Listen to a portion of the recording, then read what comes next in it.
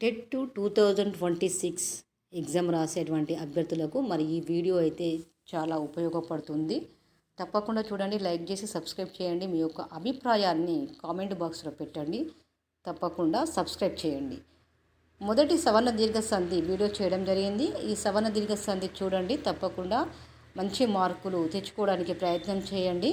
మరియు రెండవ సంధి యనాదేశ సంధి గురించి మరి ఇప్పుడు మీరు విని ఇందులో ఉన్నటువంటి పొరపాట్లు ఏమేమి ఉన్నాయి, ఎలా గుర్తుపెట్టుకోవాలనే ఆలోచనతోటి ఈ యనాదేశ సంధి సూత్రము మరియు ఉదాహరణలు ఏ విధంగా గుర్తుపెట్టుకోవాలనే ఆలోచనతోటి అయితే మరి ఈ వీడియో చూసి మరి అర్థం చేసుకొని అయితే మంచి మార్కులు సాధిస్తారని మరి నేను ఈ వీడియో చేయడం జరుగుతుంది.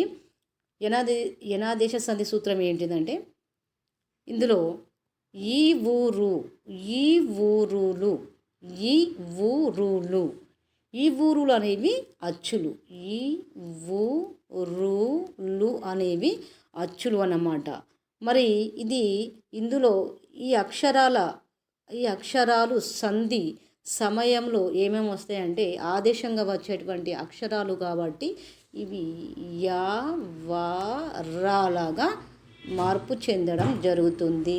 యా వా రాలాగా అనే అక్షరాలు సంధి సమయంలో ఆదేశంగా వస్తాయి. దీన్ని యనాదేశ సంధి అని అంటారు. ఈ ఊరులు అచ్చులు యావారాగా మారితే యనాదేశ సంధి.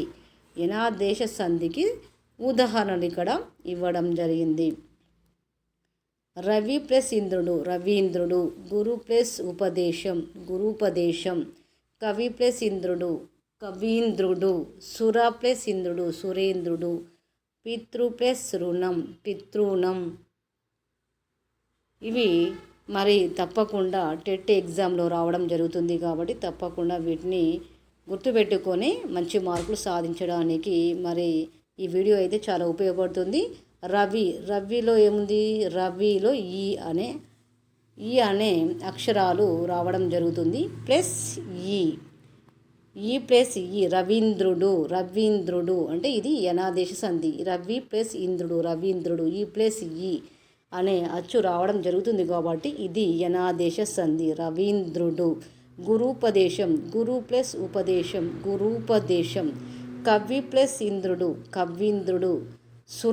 సుర ప్లస్ ఇంద్రుడు, సుర ప్లస్ ఇంద్రుడు. ఆ ప్లస్ ఈ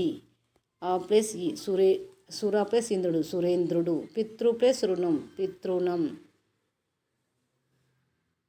ఓకే ఫ్రెండ్స్, ఈ వీడియో నచ్చితే లైక్ చేసి సబ్స్క్రైబ్ చేయండి.